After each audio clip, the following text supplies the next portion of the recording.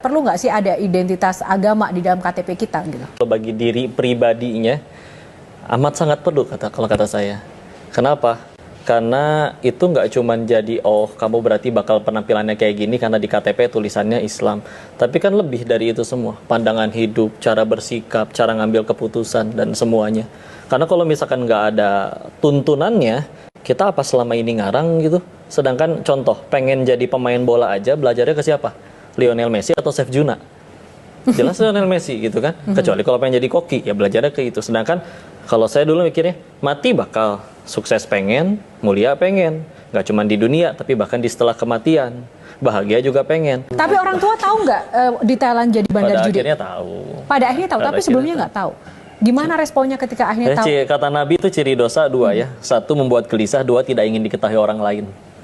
Maka kalau kita nggak pengen ngasih tahu sesuatu, makanya yang selingkuh, makanya yang para maling di negeri ini nggak ada yang jujur kan? Karena nggak mungkin, alhamdulillah berhasil nyuri uang rakyat 1 miliar kan nggak mungkin. Kan nggak mungkin diupdate di status, ya nggak? Waktu kita masih janin, udah perlu rezeki, sholat nggak bisa, makan, sholat nggak bisa, kerja nggak bisa. Tapi ibu kita makan sate, pecel, jengkol, pete dan segala macam diolah. Tubuh ngerti mana yang vitamin, mana yang ampas harus dibuang, dialirin ada yang ke ibunya, ada yang ke si janin. Pertanyaannya, itu janin yang nyari rezeki atau rezeki yang datengin janinnya? Rezeki yang datengin janinnya. Terus kamu udah gede, hey, bisa kerja, bisa sholat, bisa minta, bisa sujud minta pada Tuhanmu, segitu ragunya sama Allah. Si akal yang dibangga-banggakan kayak, ih aslinya saya teh bodoh ya, masa kayak gitu aja nggak kepikiran. Yang biasanya dapat uang banyak sekarang nggak dapat, ya kan gitu. Aduh, gimana nih? Pasti kalau balik lagi juga pasti akan menemukan kejenuhan dan kebuntuan yang sama.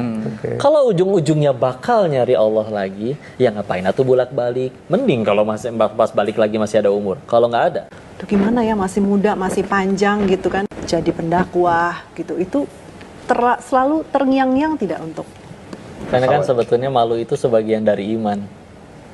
Dan kadang memang caranya kita itu memang harus maksain. Malas ngaji, paksain ngaji. Malas baca Quran, paksain baca Quran. Untuk saya pribadi ya.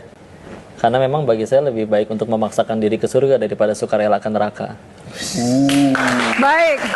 Tapi gue ngeliat ada teman gue yang tiba-tiba hijrah, teman gue yang tiba-tiba jadi rajin sholat. Itu tuh gue kayak, lo ngapain sih pada kayak gitu? Ya makanya kan tadi ketika dibilang maksiat ada nikmatnya, terus ibadah juga ada nikmatnya sebetulnya.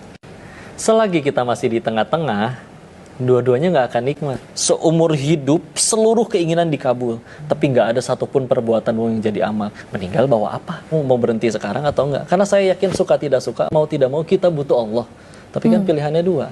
Mau datang dengan sukarela atau harus diseret dulu? Iya, Oke.